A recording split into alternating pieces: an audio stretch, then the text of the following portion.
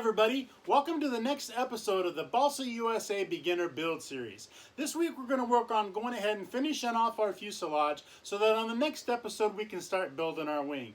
Make sure you ask any questions that you have as we move along, and don't forget to follow us on Facebook, Instagram, and YouTube for any updates. Stay tuned, and thanks for watching. The next step is going to be to find the 2/8 inch plywood tail pieces. Now you're going to see here that if I lay these flush to the back, they overhang the sides a little bit. So what you're going to want to do is you're going to squeeze the sides in and hold that tight so you get the proper shape in the back. Now what I'll do is I'll show you a little trick that'll help you do this. So what I do is I lay this on there just like it's supposed to be, flush with the back, and then I'm going to go ahead and mark where it ends. Now the only reason I'm marking that is so I know where to place my glue. So what I'm simply going to do is I'm going to run some thick, a bead of thick, right along the top edge of these fuselage rails, all the way to the end, on both sides.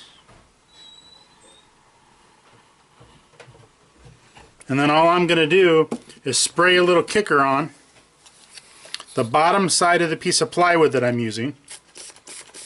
Give it a nice coat, put it down flush with the rear end, and pull the sides in as you place it. Now what that kicker is going to do is allow that to set really quickly. You want to make sure you don't have your fingers in it so you don't glue your fingers down, and leave it set just like that for a second until it cures.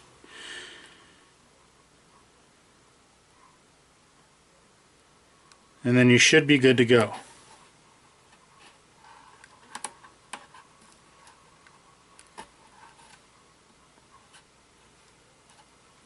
Now you're going to want to do the other side exactly the same. So I wanted to show you this other side again real quick just so you can see it better. This will be a lot easier on this side because the other side should already be holding in place. All I'm going to do is spray a little kicker on the plywood and lay it down flush.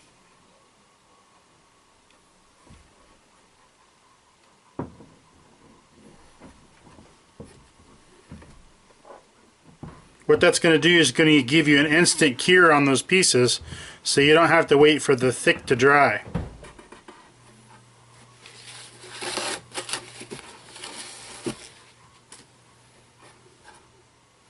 You'll feel the ply start to heat up a little bit, and that means it should be good to go.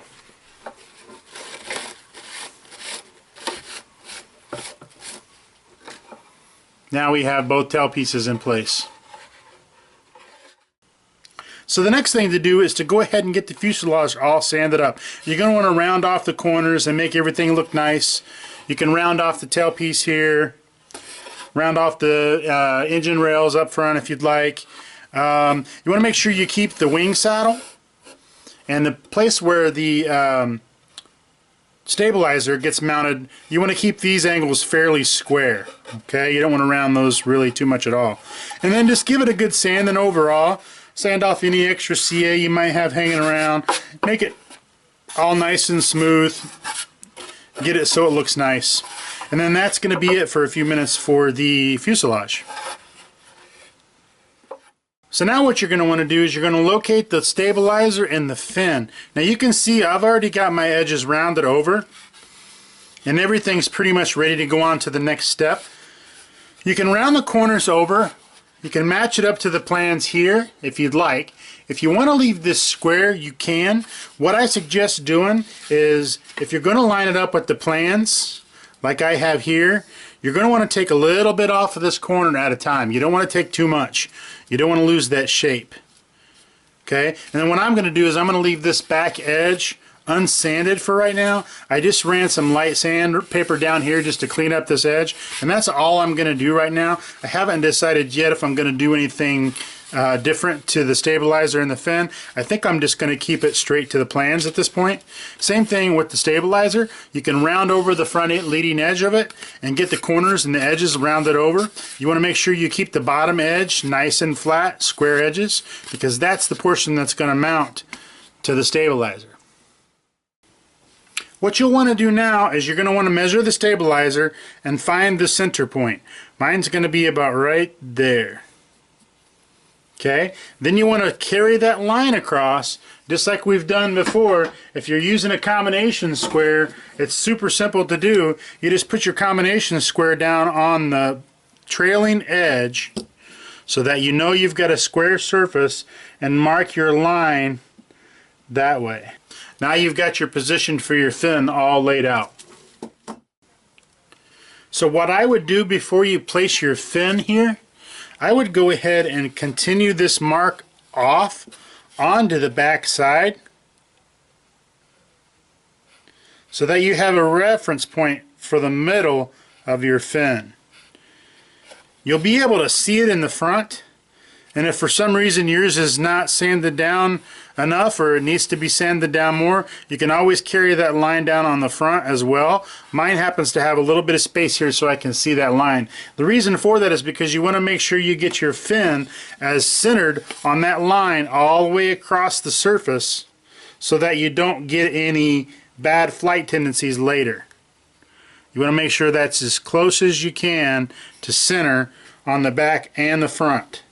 You might have to monkey around with it just a little bit to get it as perfect as you can. So now what I'm going to do, because I've got my 1, 2, 3 blocks handy, I'm going to use my 1, 2, 3 blocks to line this up. You're going to want to use your 1, 2, 3 blocks to get your square anyway. So I'm just going to use my 1, 2, 3 blocks right now to make sure this is all lined up and looking good. You want to make sure this back edge is flush, and you want to make sure that you're in the center of your line both on the back and in the front. So that's what that's going to look like, just like that. So now that I've got my square, what I'm going to do is I'm going to pull off one side. I'm going to leave one 1, 2, 3 block in place. I'm going to hold that right there. And then what I'm going to do for me is I'm going to go ahead and grab another 1, 2, 3 block and set it right in beside this one. Now the reason I'm doing that is because I want that to have some weight, and I don't want myself to be able to easily push that over here in a second. This next step is going to be critical. You're going to make sure you have everything lined up good, and then place your glue. Now for this step, I'm actually going to use thick, and I'm not going to use any kicker on this step because I want to have a little bit of work time when I get this placed. Okay? So what I'm going to do is I'm going to go ahead and run a line of thick down the bottom edge of my fin. You don't want to get too crazy with this because that's just going to create a fillip that you have to sand off later. Let that set for just a second. Get your other 1, 2, 3 block ready and bring this over and set it in place.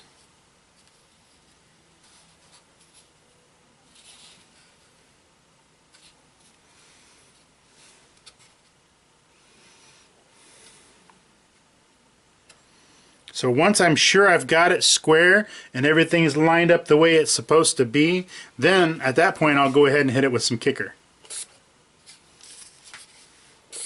Just so that will set up just a little bit quicker for me. You don't want to use that quick kicker until you know you've got it set up.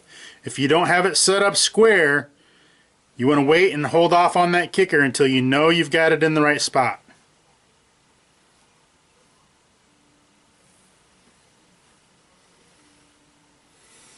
Then after a few seconds that'll be set up and we'll be able to move on to the next step.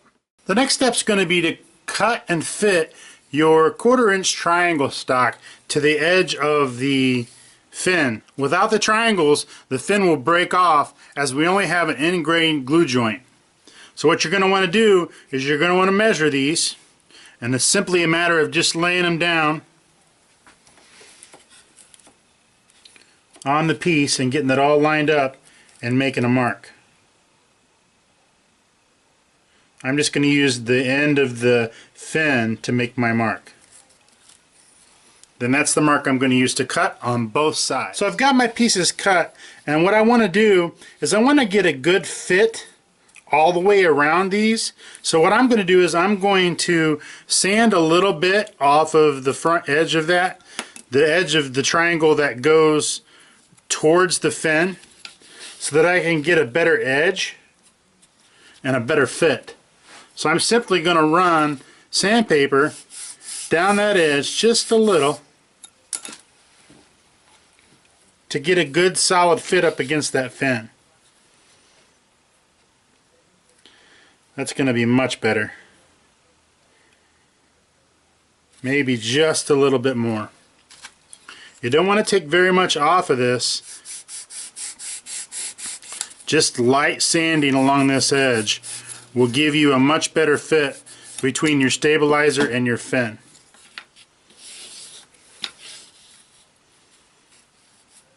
Yeah, that's much better. And I'm going to do that same thing on both sides. You're also going to want to round your ends off of your triangle stock, because that's going to be really hard to do once you get this glued in. So get those sanded down, and then we'll move on to the next spot. So I wanted to show you this technique real quick. You can see how I'm sanding over these edges on this triangle stock. What I'm doing is I've got my sanding block with my light grade sandpaper, and all I'm doing is very lightly bringing this down my block like I would if I was going to strike a match. That same motion. And that's going to give me a nice rounded edge on that triangle stock, so that fit looks perfect. Round off those corners just a little. And again, this is just like anything else you're sanding. You don't want to take too much off at a time before you take a look at it. Once you get it nice and even in the way you like it, maybe just clean that edge up just a little bit.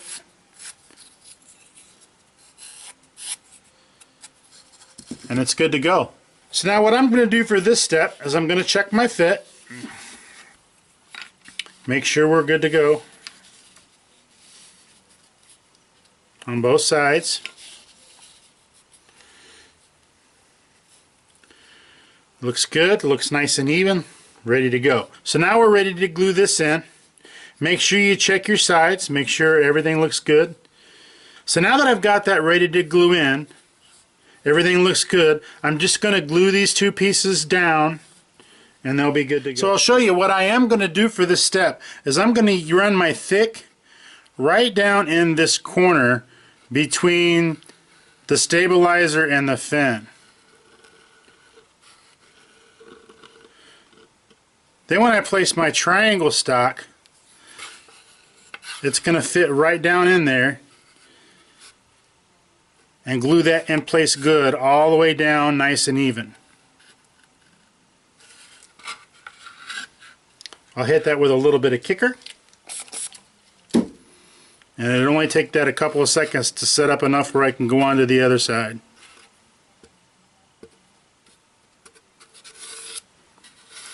Gonna do the same thing on the other side.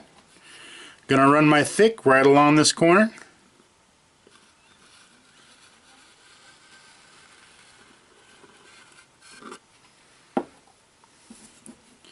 And place my triangle stock. Going to try to make sure that's as lined up as it possibly can be with the leading edge of that fin. I want that to look good right there. And again, a little bit of kicker, and that'll be good to go. So the next step's going to be to get the rudder all set up. So you want to find your rudder stock. You can see here that I've just got my plans set down on top of my bench here. I've got it weighted on both ends so it doesn't curl up. I'm not going to be gluing to this, so I don't need to have the wax paper out for this step. You want to line everything up, and what I'm going to do is I'm going to go ahead and mark my hinge locations.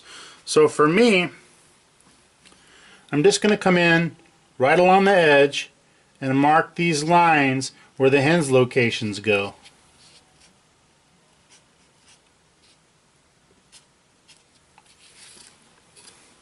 Right there you can see that I have my lines. That's where I'll place my hinges. Now what you want to do is you want to go ahead and sand off your edges and get it ready to go. You can match it up with the plans right here and you'll be all set for the next step.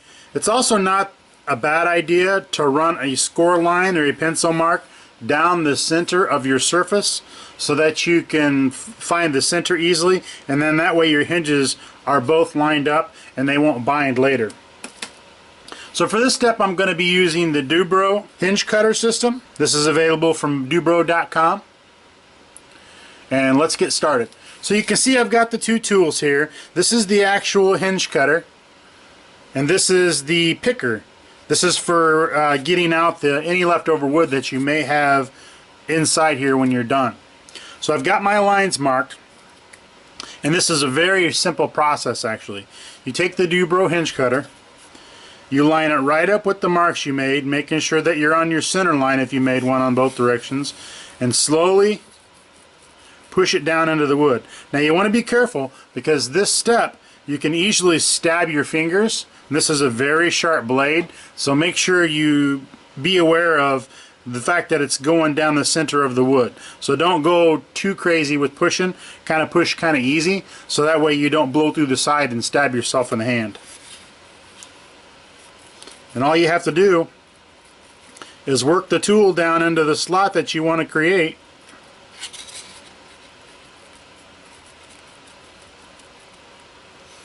Just like that.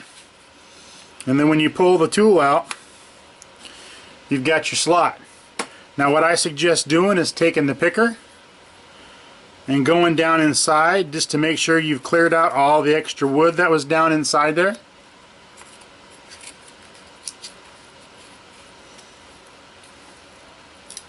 Just like that.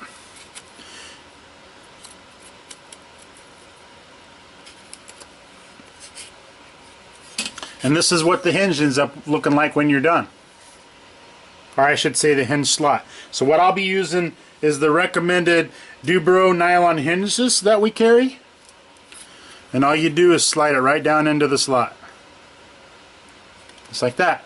That piece is hinged. Now I will say with these Dubrow hinges that we carry, they do have a barrel through the center and a pin that goes through both sides so that these can be removed later if you need. What I would do, because the barrel on this hinge is so small, I wouldn't worry about recessing into the wood for the barrel to make it flush, because this barrel is about the gap you're going to want. This is remember, this is a trainer type airframe, and having a little bit of gap here is going to be fine.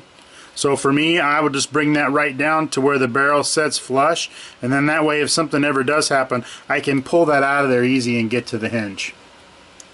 Now just go ahead and hinge the rudder stock on both ends, and then you're going to do the same thing here. I wanted to point out while you're doing this, an easy way for you to transfer the lines from the rudder stock that you got on your plans onto your vertical stab is just to simply mark the hinge locations on your rudder stock, put the rudder stock up to the vertical stab, and make your marks. Once you have the marks on the outside of your vertical stab where your hinges go, all you then have to do is carry that line over so you can see it when you go to install them. Again, it's going to be better to run a center line down here so that you ensure that your rudder is going to be centered in both directions.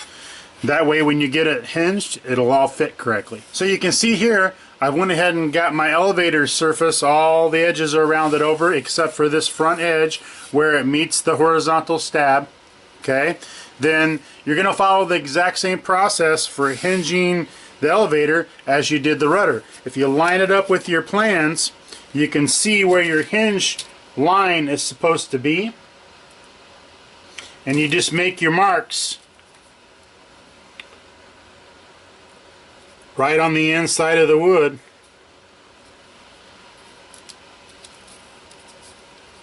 for all 4 hinges.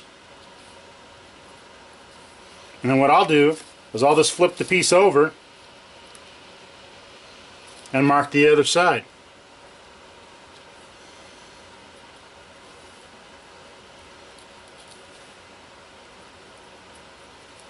That'll give me my locations for all 4 of my hinges going across. Once you have those all marked and ready to go, you can use the same process that we used on the rudder for the elevator. Just line it up with your horizontal stab and carry those lines over onto the horizontal stab so that you can cut your hinge slot. So now here you can see I've got the tail surfaces all hinged. Everything's good to go. Got a nice gap along all the 2 sides here, so we're nice and even all the way down, and everything is good to go. So now the one thing I am going to do right now that's not to the instructions is I'm not going to glue these hinges in yet. I just wanted to get this dry fit so that I could check my points and make sure it was all sanded correctly and everything matched up, and I didn't have to take some more material off to make it match up and look nice. The reason for that is because with this model I'm actually going to paint everything but the wing. The wing's the only part of this aircraft that I'm going to use covering on. It's a trainer, and I thought it would be a lot more sturdy and stable if I painted all the surfaces. That way, as a trainer, if it gets beat up, if it ever needs anything, instead of having to recover the whole thing, I could just recover the wing and repaint the surfaces. So I think that'll be a much better fit, especially for somebody that's a new pilot, to just go ahead and paint all these surfaces. So what I'll do is I'll just leave this like this. I will take it apart when I get ready to paint it, and everything from there will be good on. Then I can glue the hinges in once I have it all set up the way I like it, and get it painted and get it covered. I will say at this point in the instructions it also talks about installing the control horns. I'm going to hold off and install my control horns after I get it painted. I can do that at the very last, and that way it'll be nice and clean when I get done. Okay, so now the next step is going to be to get the rear stab lined up correctly with the fuselage. The easiest way to do that is to put a pin right in the center line of your fuselage and your rear stab, and that'll give you your pivot point. Then you want to take a tape measure or a yardstick or something and measure from the back corner to the back corner of the fuse on both sides. Once you get that measurement where you want it, then you can place pins on either side. That'll keep it from shifting around while you get it glued in. So the next step in the process is going to be to glue down the rear stab. So what I'm going to do is I'm going to tack glue it on both sides here, right where my pins are, just enough to get it to hold, and then I'm going to check all my dimensions. I'm going to check my level on my horizontal stab, and I'm going to check my vertical stab to make sure that it's lined up perfectly down the center of my fuselage.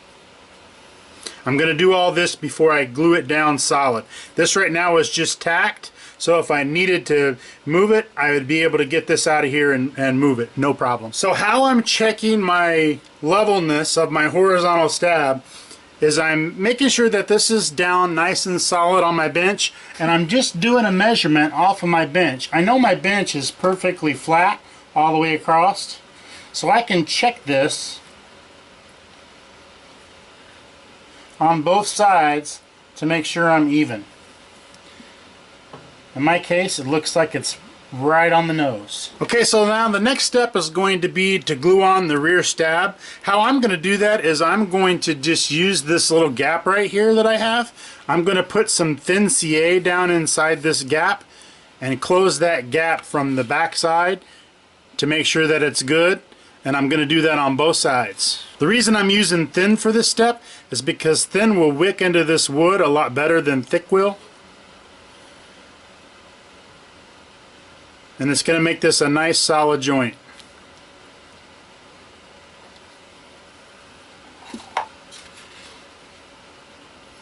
Going to do the same on the other side.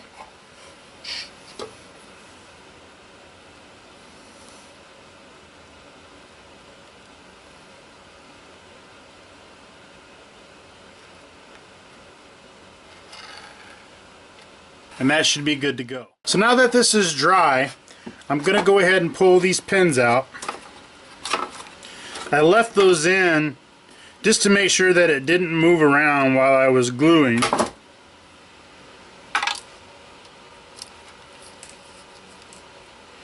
And now what I'm going to do is I'm going to use some thick CA to do a fillet along this edge between the fuselage and the horizontal stab. I don't probably need it, but I figure a little bit of extra support back here is a good thing, and it's real simple to do.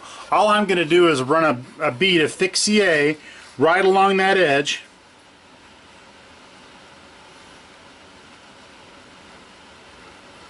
all the way down. Be careful not to get into your elevator. And then I'm going to hit that with some kicker. I'm going to do that to both sides.